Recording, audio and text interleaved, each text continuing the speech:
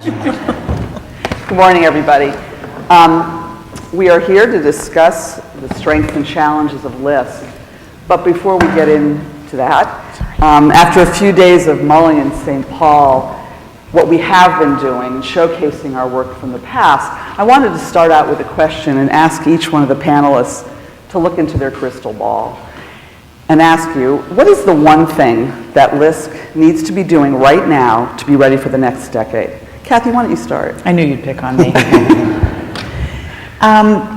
We all had benefit of knowing that Geraldine was going to wing this question at us, and I've stewed on it some. I'm not sure that I think my crystal ball is all polished. But I guess what I would say is two things that's a hinge on the past. So the role that LISC has played as a financial intermediary, which is really, frankly, if nothing else is known, how it's best known, remains as critical as it ever was, if not more so. I'm trying to think, there may be others, but perhaps I just know them less well, that have been as enduring and as committed, as successful and powerful as LISC has been in aggregating and leveraging resources. I see no diminishment in the foreseeable future of that need. And I see that both nationally and locally. So stay the course in that regard. But looking ahead to the future, given that LISC made, I think it was 6 years ago, a specific commitment through the Building Sustainable Communities initiative to not only talking about the fact that neighborhoods have many dimensions to their future success, but acting on that and being accountable and responsible for it, I think that the challenge for the future, let's say it's an opportunity, but it is a challenge because it's difficult, is to demonstrate that value proposition. And I can talk more about how I think there may be some ways to do that. LISC is already working on ways to do that, but I think that there's more than we can do. We listened to the mayors yesterday. I don't know, I was both sad and inspired by their story. First of all, I want one of those mayors in my city. I don't have one like that. I think my colleagues from Cincinnati would agree. We whined about that a little bit yesterday. But listening to them talk about the fabric of the neighborhoods here, and I worked in St. Paul 15 years ago through the Neighborhood Preservation Initiative, and it's like, gosh, not only is it kind of the same story, it's a little bit worse if truth be told. So the challenge for the future, and I think LISC is up to it, is to make sure that we really understand what it takes to build a sustainable and healthy community, and that we really make sure that our local programs are working on that, and that we really make our value proposition clear, and that we really add value. Okay. You ready? Sure, I can be ready. I'm kind of disappointed that was the question because Colvin and I were planning on this being an audit committee type of thing. I gave you the question in advance. Come on, what else do you want? Did you know? I don't know. Well, what are you going to do? You can still turn it into an audit committee response. We could. Where's Lily? She'd have to run us through it. So good morning, everyone. I think when I look at the crystal ball and what I think LISC needs to focus on. Of course, I'm from a financial institution, so I have a little bit different perspective. But LISC is a CDFI, a very large and a very successful CDFI. But I think we need to hone in and pay some special attention to what that's going to mean to LISC in the future. We've been very successful in lending and making investments in the past. We lived through the Great Recession, came through that.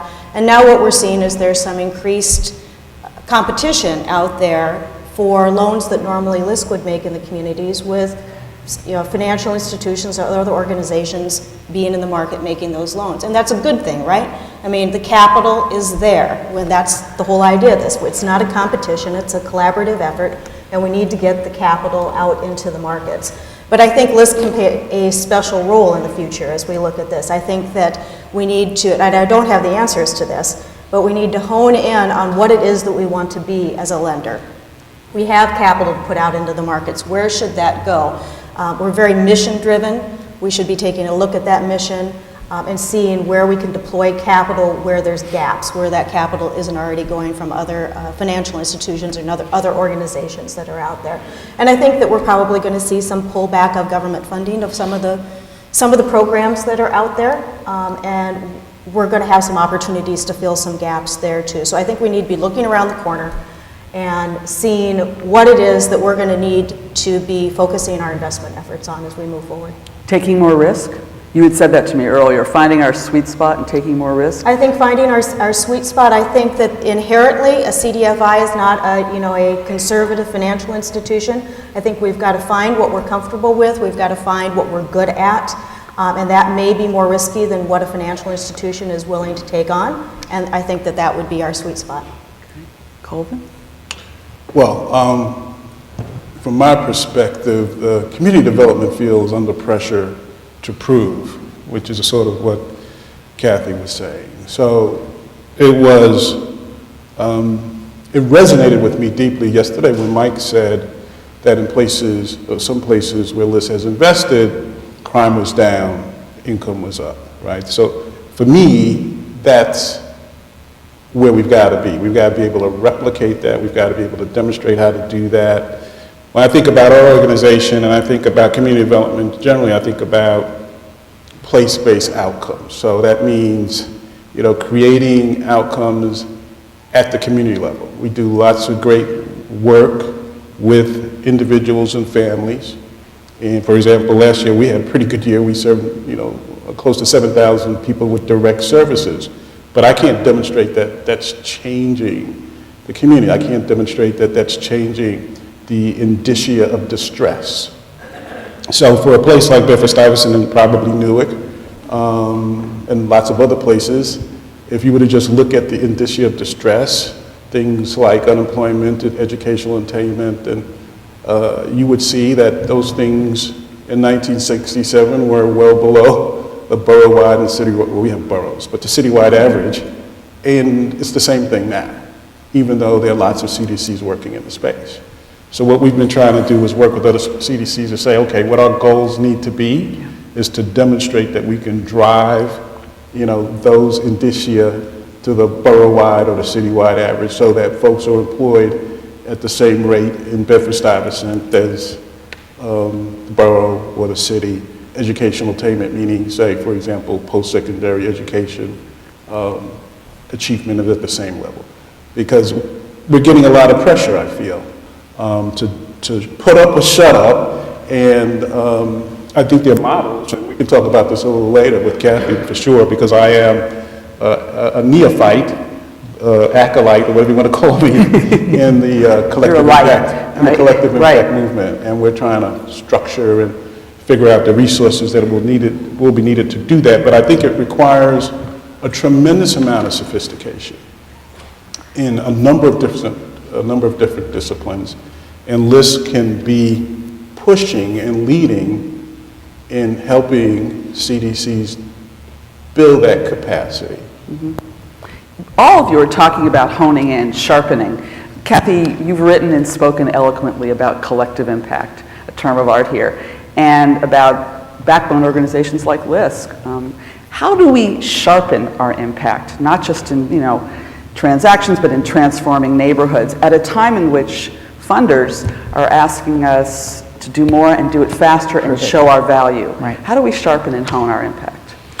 Well, everybody could come to our workshop on Cincinnati today, little commercial, because that's what we're going to talk about. We're going to show you in a neighborhood in Cincinnati called Price Hill how over many years of 15 to be precise, that we've been able finally to make progress. So I guess the first thing I'd say, you got to remember that this is a marathon, not a sprint. I know we say that all the time, but I am dead on serious. This is a marathon, not a sprint, and people have to manage their expectations. To my fellow funders in this room, manage your expectations. I cannot say that more strongly. And change begins at home with funders. That's one thing. Funders have got to understand what they're asking for. Funders have got to pay for the measurement they require. Period. I mean, that's a big change. So, and then, okay. My fan club has emerged. And we do that, so I'm speaking from experience, not just preaching.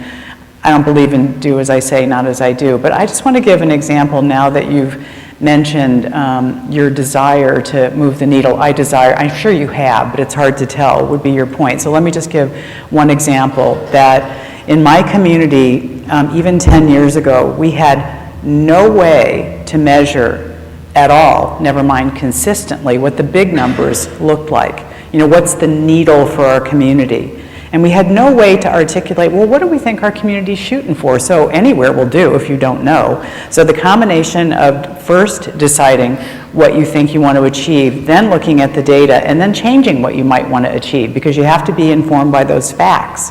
Otherwise, you're just doing stuff and you don't really know. And then you have to partner with somebody who's got that skill set, who's going to show you in your drill down, in your place, with what you're doing, what your contribution toward that looks like. It's not a cause and effect. Don't even try to do that. It's not possible. But you can see inferentially what you're contributing to the bigger picture, but somebody else ought to do it, not you, and some funder ought to pay for it. That's kind of my view. If you want, I can go into a couple things that we've learned from our partnership with FSG. I don't know if you guys know FSG. They're an international consulting firm in the social sector, and we've partnered with them for several years now to try to understand, well, what the heck is collective impact? They coined the term. They coined it based on some work that was being done and gave a discipline to it. Don't get too hung up in the words. It is not helpful to do that, but they admitted the following sentence. This is from our real evaluation report. While there is no definitive measure for backbone influence, you're a backbone in your neighborhood and you're influential, but there's no definitive measure, right? You'll agree with that? Key inputs can help to demonstrate the backbone's contributions, and there are 4 that we've come up with so far. LISC has already nailed a couple of these. Number 1, leveraged funding. I would say, as a board member, and I can see the national picture now, the way in which LISC is able to document and demonstrate its leverage is nothing short of phenomenal. Check. The second is indicators of initiative progress. So building sustainable communities, I think, has been a little challenging, right, Michael, to get to the point where you can talk about what are those indicators of progress. But they're good. They show you that you've got steps along the way to get to the kind of systems change that you're seeking and the kind of neighborhood pluses that you're looking for. The third, Geraldine should like this one, is systems change stories. Stories are as compelling as anything else, and we forget that sometimes because we think they're weak. They're not. And the last is to do actual stakeholder perception research of the value that your people, your stakeholders, your funders, your neighbors, your nonprofits see in what you do, because what they think matters. They're all doable. Okay. Back to Colvin, we'll get you. Yesterday, or I guess it was 2 days ago, one of our executive directors talked about the role of CDCs in doing this work with us, and that we have more partners, a broader range of partners. Going forward, how do we at LISC support community development corporations to be able to hone their message and hone their work? And talk a little bit about, when we talked on the phone, you talked about in Bedford-Stuyvesant, you are looking at neighborhoods and collecting your own information to look at income, increase in employment, and increase in post-secondary education. And you're targeting certain census tracts to deal with gentrification. Why you're doing this? Is this for the funders? Is this to be a better partner? No, it's not for the funders. Yeah, why would you do that? Other than, I know it's part of your mission, but I'm just saying, Well, why have you honed it that tightly? You know, I guess we keep going back to, as I said earlier, we go back to what is the value of CDCs. And I so I work in a community where I was born. Right, so some of the issues resonate with me deeply, and I see lots of people putting in a tremendous amount of effort in addressing these things, and I see a tremendous amount of money being invested in it, and I've invested my life energy. So the question then becomes, how do you demonstrate success, and how do you prove that change is being made? And so as a result of that, some things began to emerge for us, right? So we have a very diverse community. It's always been diverse. It's characterized as low income because more than 30% of the people are low income. But there are lots of working class people and there are lots of, professional level people. And as gentrification has proceeded, I hate to use that word, but as gentrification has proceeded, what we've recognized is that poverty has become more concentrated. So we have a tremendous stock of beautiful, what we call brownstone buildings. Some people might call them row houses or townhouses.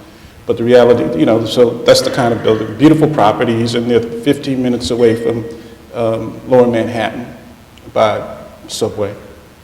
So they're highly sought after right now. It was a period of time when low-income people lived there and were living next door to more affluent people. They're being pushed out of those housing stock now and sort of being pushed into where they exist, sort of high-density, low-income areas. So we can now look at census tracts, right? And we've always been able to do this, but I don't know that we ever employed the strategy, right? To say, okay, here's a census tract, and in this census tract, the poverty rate's 52%. Now, should we be spending, where should we be spending our time? And who else needs to be here with us? And then how do you measure where we are today? Now, that gets to be difficult because we've commissioned people to go get data for us. So we can get it by zip code, we can get it by community board, we can get it, but we can't get it by census tract because some things are not available by census tract on a regular basis. So just to get a baseline sometimes is difficult. We have to think creatively about how we do that. So what is the unemployment rate today in this census tract? We know what the poverty rate is.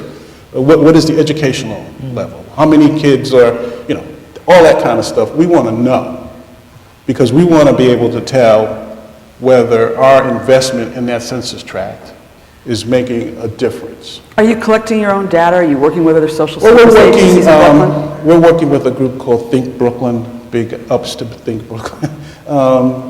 And they're focused on social service research. But they can't even gather all the data. So we're actually, part of what we really need to do, and this goes to the cross-sector table, right? Mm-hmm. We really need to enroll some of the municipal agencies. So we have a big social service agency called HRA, and they do TANF and all these other things. And so there's the Department of Education, and the Department of Education's not really clear how they think about, what they think about collective impact and whether they can be connecting with a whole bunch of backbone support organizations, and what kind of data do they have to give them all. But, so it gets complicated is my point. But we need a number of players to feed us data and feed it to us in a way that we can use to set baselines, and then feed it to us in a way, and we'll have to figure out how we collect this so we can manage results, right? Because we just don't want to look at it in 2013 and 2017. We want to look at it perhaps yearly, quarterly, biannually. We want to use the data to manage and make course corrections. And I assume that 47 years ago when the Bed-Stuy Corp started out, they weren't doing this. This is new, right? And I'm not sure, right. And I do think part of what informs a lot of us to do this is the fact that what we've been doing doesn't work, right? And to say it doesn't work is not correct because we are making a difference. But as I said before, if you were to look at the unemployment rate in 1965 and 1967 and look at it today, you would say, well, what happened? What change has been made? Now, I think that there's this whole thing about dosage and concentration, saturation of services, and that's what we're beginning to say. Should we be spread out in an uncoordinated way with other players, just, everybody come, or should we be focused on particular areas, given the amount of resources that we have and the amount of resources that we can muster, and really see if we can make a difference here and make a winning argument and then replicate it, if we win. But that's what that's where you're at. The focus of my leadership is to say, okay, we got to demonstrate something that's replicable because there's a lot at stake. In New York, and this is the last thing I'll say about this, is that when I talk about pressure in New York, and I don't know if it's true anyplace else, but there are lots of high-performing social service organizations high-performing, for-profit community developers, when I say, housing developers.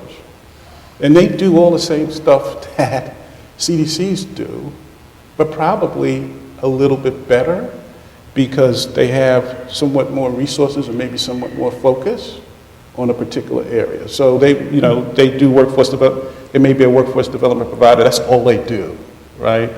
And maybe what we need to do is bring them to the table in a collective impact model to do that, and we not do that. That's something we have to figure out. Or the affordable housing is the classic case, right? Because they have more equity, they probably have employees that have been able to develop experience over a longer period of time, and they're able to retain those employees. So they're competing and more effectively because the price of land is higher and the equity requirements and the credit enhancement requirements are difficult and easier for them to make.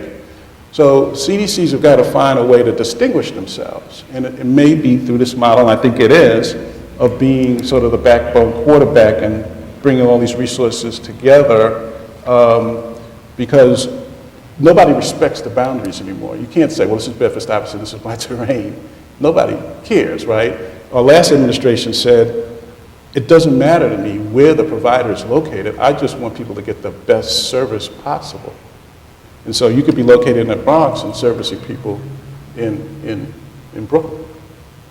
So, just to provide a comment to build on what both Kathy and Colvin have said, I'm hearing a lot about, collective impact, but the measurement and knowing where you are to know whether or not you've made any impact. And that's, that's very much a focus in the business world, and now we need to roll that out and look at our communities in the same way. I'm working on a project right now where we're working on some process improvement.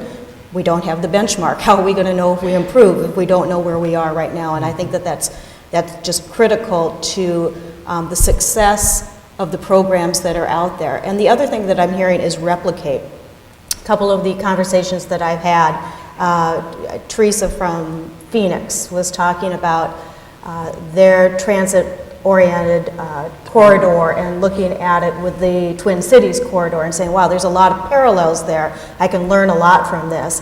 The Bay Area saying, I didn't realize that, Margaret saying that I didn't realize that our demographics were so close to Minnesota. You have to look outside too for that replication. You can look at programs that's going to come in at surprising places. But this is an excellent forum to bring those things to light and to see how you can work together. Who would think that the Bay Area and the Twin Cities looked alike demographically, but to a certain extent they do. So I think the measurement, being able to prove your results, and then looking for different and unique ways to collaborate and replicate are very important. Can we talk a little bit about lending? If the Community Reinvestment Act were to disappear tomorrow, would banks continue to invest in the neighborhoods that LISC cares about? Geraldine's trying to corner me on this one. Well, not corner you. I want you to talk about it. Yeah. I think the answer is going to be yes, and I want to hear why. Yeah, she wants to hear a provocative answer, and I think the answer is yes. I think that the Community Reinvestment Act had a profound impact during the time that it's been in effect on increasing bank investment in the communities in which we all work and which we care about. I think that it's done its job. I also think that it's very narrow compared to what community development is today and what we're doing in our communities today. It's very narrowly defined. Quite honestly, much of what we do, at least in my bank and my organization, is well outside of the CRA world. It's not something that we're doing because we're going to get CRA credit for it. Generally speaking, we're doing it because we're involved in the community. We'll make a patient loan, we'll make an equity investment in an organization that we're not going to get any CRA credit for. We know that, but we have someone in the market who's on their board, who's involved with it. They live in that neighborhood. This is a good thing for the community. I think that those investments are going to continue to happen because it's good business. And that's not just lip service, it is good business for us. And it's a good way for us to support our communities, and now more than ever, I think any financial institution realizes that we have to be active in our communities and supporting those communities and doing the things on the ground that need to be done. So, I think, you may see some drop if the CRA went away, but I don't think that it would be the profound drop that you think. We're not just going to walk away and say, hey, we're done. No, this is good business, and I think we'd continue to do it for the right reasons. Okay. That's good. Just one bank, though. We had a very interesting speaker here earlier who talked about income inequality and the impact on the next generation, along with demographics, and talked about solutions, people talking more openly about race, people talking more openly about equity.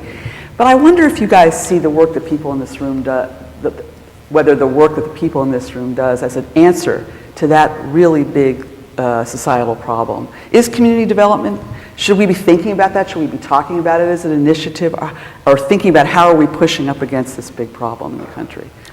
You know, I'll start, just because I had an experience this week in the Twin Cities that really was eye-opening for me. So I had the opportunity to go and tour Hiawatha Leadership Academy, is that right? It's a charter school in South Minneapolis.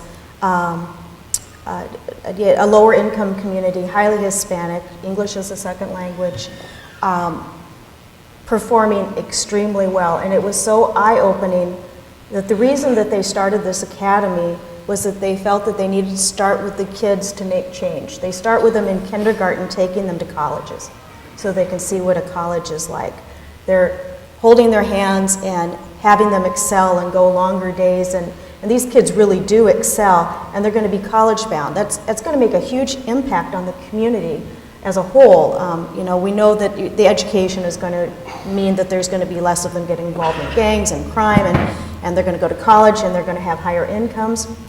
I think that what that experience said to me is, you know, we're involved in a lot of those types of organizations. We do a lot of different things in the community, but starting at the children's level and making sure that in our communities those kids are getting the resources that they need so they can succeed is even more important than a week ago, I would have said.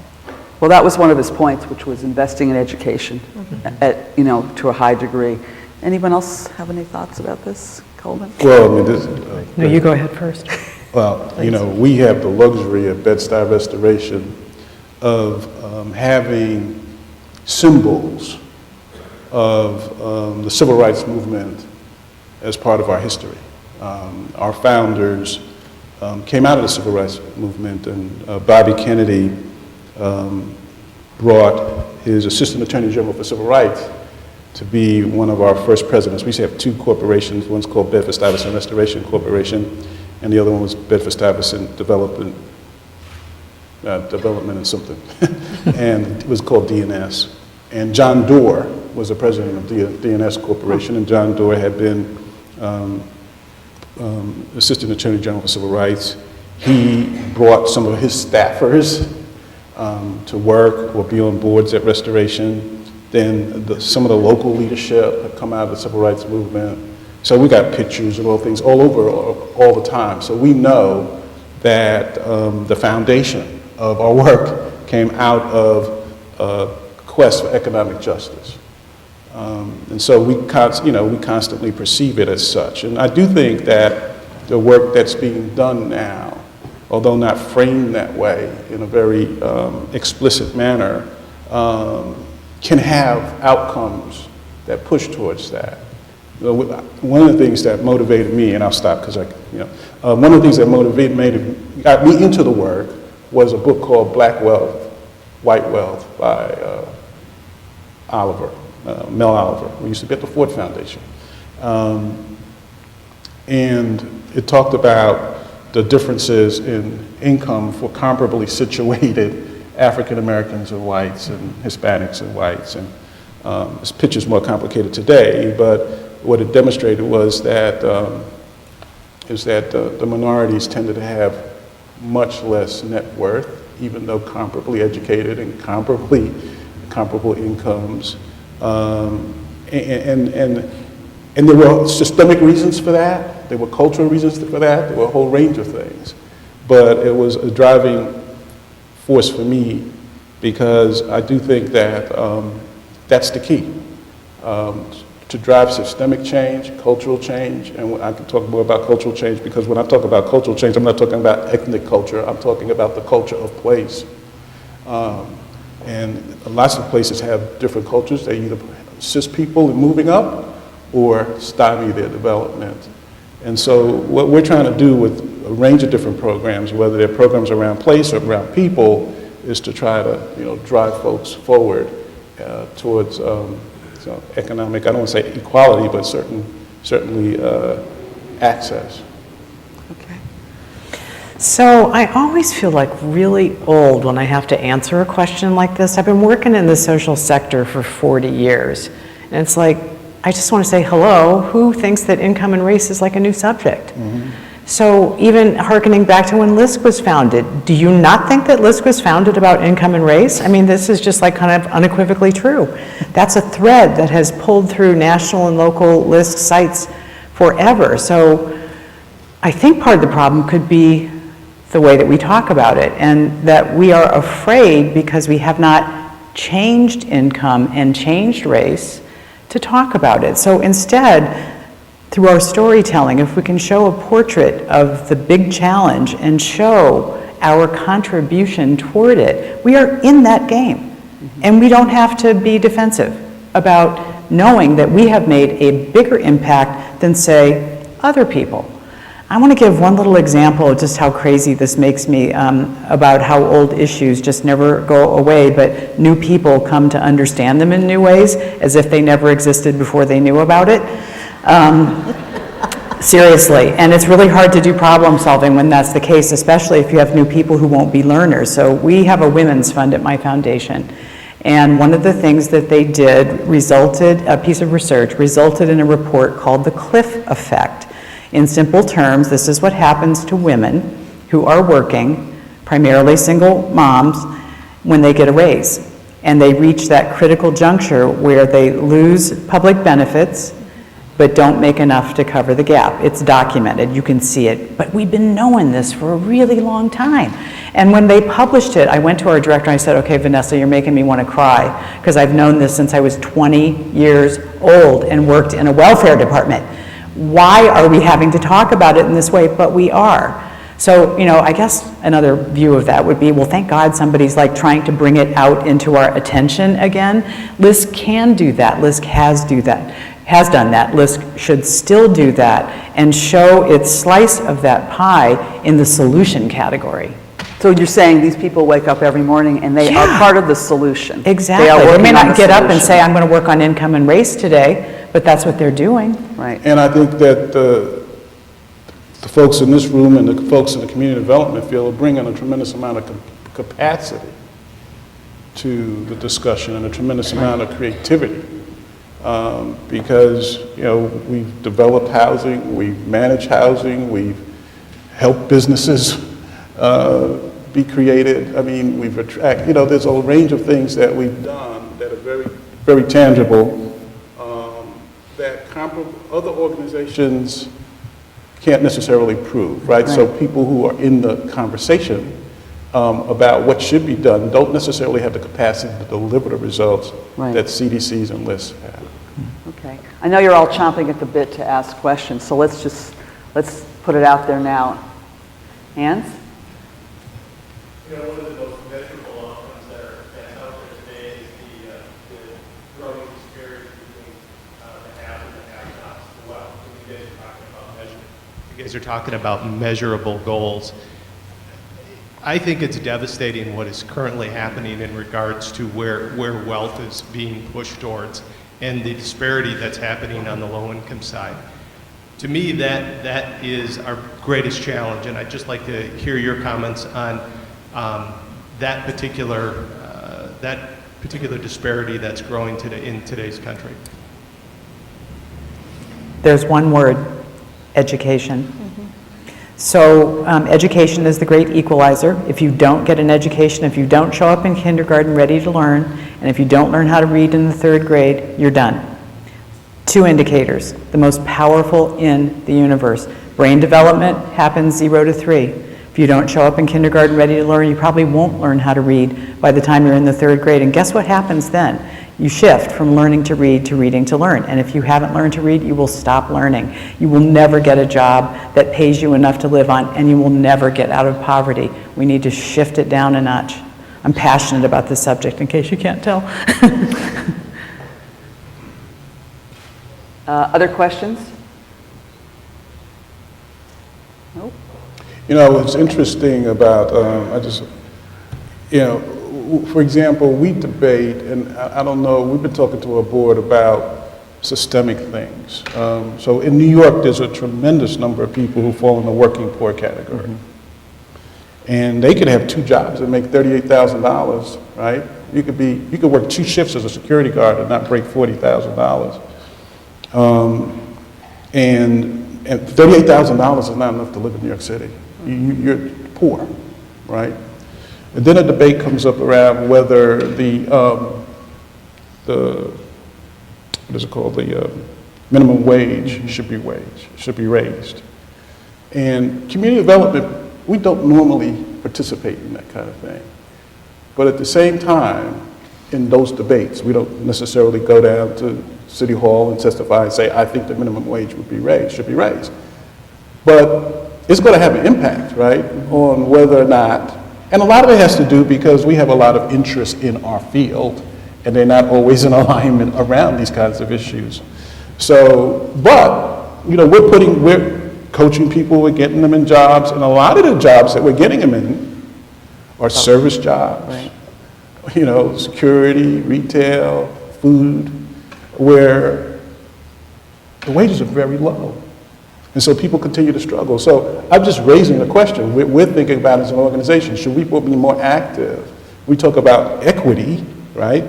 Is it more important for me to have a $12 meal and somebody work at the minimum wage, or maybe pay $3 more? I don't know if that works out or not, the math doesn't. I'm just trying to use it for illustrative purposes. But I think largely community development is not present for that kind of conversation, and we have to figure out whether we should be. Given the amount of work we do with people to try to get them up on their feet, it feels like we ought to be. Well, let's take a question from our resident expert on income and wealth building, Kevin Jordan. It's perfect tie into the that. panel is equally as expert. So the one concern, when we're talking about metrics, I'm really about metrics, and I think as we think of national programs and local programs and LISC, it needs to be really high on metrics. At the same time, we have to look at our resources as not just as LISC, but as the community development industry versus traditional poverty programs, cash transfer programs, right? So we're talking about CDBG budget, maybe the Department of Labor budget, right? They're in the low billions, right? Cash transfer programs, just the cut that the Republicans want out of the biggest cash transfer, which is the food stamp program, is $40 billion, right? Our whole budget for that would kind of fund the stuff that we could tackle is less than $40 billion. And the one cut is $40 billion on the transfer. And I know I'm way too complicated on this. So the point is, the budgets for traditional cash transfer and traditional anti-poverty measures are enormous. The budgets for community development are small.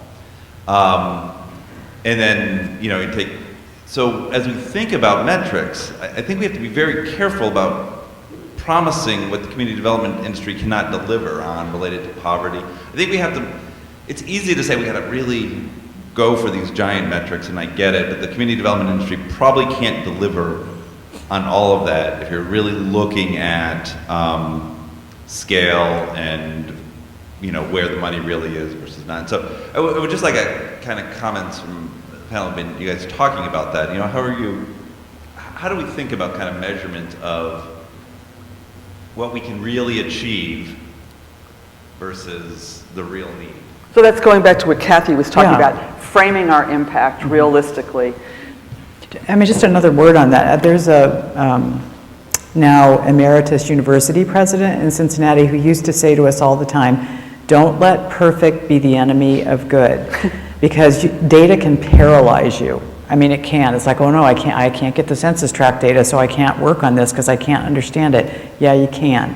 But you have to have big data as your context and then understand what within that you are actually trying to accomplish so that the metrics that you choose to measure that match it, and then tell the story about your slice of that bigger pie. I think that's simple, and I don't think that we know how to do it very well. Again, I'll blame funders that they're less inclined perhaps than we are to pay for that sort of thing, and they should, because then we can all have our own playbook and understand it better, I think. I think that, what Kathy's talking about, I'd call it scope creep. That there's a lot of things that are out there that we want to change, but we don't have the resources to change them all at the same time. So we almost have to pick our battles. And it's very, very easy to get into, we're going to do this in this community, and then you start looking at all the data and you think, but then I need to do this, and then I want to do this. And I'm looking right at Leo Rees over there. He wants to do everything.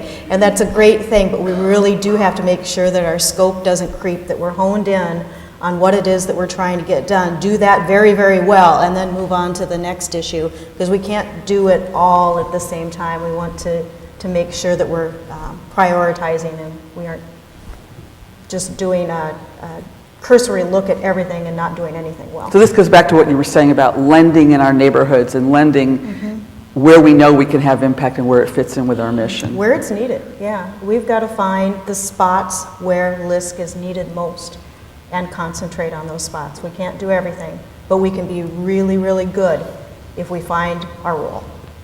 I think Andy had a question. This is Baum. A little bit of a follow-up. For each of your sectors, and I guess it goes back to Geraldine's first question, if there was a specific thing that LISC could do better, do more of, or do new that it's not doing now to help on the community development on the ground, to help the funders to actually make grants, investments, and loans to projects that will achieve the outcomes that the community developers are trying to achieve on the ground. Is there something specific that you can say that we should do to make your jobs easier, given limited resources, to achieve better, quicker outcomes? I don't have any recommendations for our list because they're awesome. No, actually, we partner with our LISC really, really closely, so I think we have a very united understanding of all the things that have and have not worked well over the years and are in sort of a moment in time where I suppose scope creep, to Lisa's point, is potentially right around the corner, but largely through collaborative relationships with other system players, and then specifically inside neighborhoods, I think we're at a good kind of nexus for that. So I'm actually very happy with where we are in Cincinnati right now. Go, Kathy.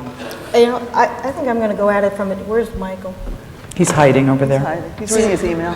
Yeah, well, he's probably not going to want to hear what I have to say, but I have a very different perspective, because not only am I on the national board, but I also chair the Milwaukee LAC. So I see both sides of it. And I think one of the things that LISC could do probably better is to tighten the connection between the national and the local organizations. To tighten that up a little bit, to make sure that, I talked about the collaboration and the learning from each other, formalizing that maybe, and maybe formalizing isn't the right word for that, but formalizing that transfer of knowledge around the country. Here are some ideas, here are some best practices, here's what doesn't work. If you have something like this, you might want to try something like this to formalize that collaboration and make it a little bit easier to transfer information. Now, forums like this are fantastic, but I think that we could do that better. All right, we like recommendations. So let me just add and say Go ahead. that because I feel so strongly about community level impact, and because I think it's in its formative stage in terms of figuring out what the right tools are, what the right resources are, what, to Kevin's point, what is feasible to do in this space, what is feasible to promise. I think having LISC, dig more deeply with practitioners around that question. I know, because my gut tells me that we've got to get there, right? That we've got to be able to demonstrate that because we're here at the community level, not just, we serve 50,000 people, but that 50,000 people has changed place in a significant way. Okay. We have a few minutes left, and I'm going to put you on the spot because I'm a bit of a Pollyanna here. You had a wow moment this week in Twin Cities when you went to this school with Rena and you saw what LISC is investing in, You guys are on the board, you read all our board books thoroughly, I'm sure, and you see the presentations, and you've been here today, you've gone to some of the individual presentations. Have you had can you give us a wow moment? I've worked here 18 months, and I regularly hear about work these people are doing, and I just can't believe, the impact they're having, what they're trying to do. Anything you've seen or heard since you've been on the board, Kathy or Colvin, in your experience, even you again, Lisa, that really tells you when you go to a dinner party and someone says, oh, you're on the board of LISC, that you just want to tell that person about what LISC does? The only thing I will add to that is that I have visited, I don't know how many of you, I know so many of you, Arizona, the Bay Area, Los Angeles, Phoenix, Minneapolis, Cincinnati. I mean, I've seen a lot. I have wow moments all the time. Okay. Because everybody's a little bit different, but everybody's got something. Milwaukee, I visit them on a regular basis too. But everybody's got something out there that I always say, wow, that's fantastic. I have too. I mean, as this is my first year on the national board, and even though I've known LISC its entire life, I mean, my first exposure to LISC was before it existed. The former mayor of New Haven, then head of the United Way, asked me to investigate whether or not LISC would be appropriate for neighborhoods in New Haven. I'm like, I don't even know what the heck you're talking about here, so that was sort of interesting. But seeing the whole picture on the national board, and actually I think the financials are a wow, because when you look at the vast array of tools that LISC has been able to put together and amass and leverage and deploy, it's just like, oh, OMG. I mean, I'll just use the shorthand. It's just really phenomenal. Now, I confess, and where's Toby? Are you here today? I'll still make that phone call, Toby. I don't really get all of them because they're so complicated. It's a complicated business. But LISC is able to aggregate and leverage and to the degree possible streamline and help package all of that. And it's a big wow when you look at it all together. In my own community, I will say, in our Cincinnati presentation, H.A. Musser, who runs one of the co-lead partners, wowed me and inspired me with the presentation of what they've gotten done over a period of 15 years in one neighborhood. I was just like, I didn't even know all that detail, and it's phenomenal. It makes you want to just get up the next day and do it again. I've been on the board 12 years. And I'm waiting for Mike. You're wowed out? Wow. I'm waiting for Mike to ask me to leave, but I think it might happen this weekend. No. I need you for audit committee. So it was a wow for me to hear Mike say, crime down, income up in particular community. Because when I came on the board, 2001, we weren't talking about that, right? We weren't talking about making those kinds of changes. It was largely a discussion about housing. So under his leadership, wow, we've come a long way. So in conclusion, for all our hand wringing, I guess we have a big wow here. Thank you guys very much. Sure. And, Thank you. Thank you.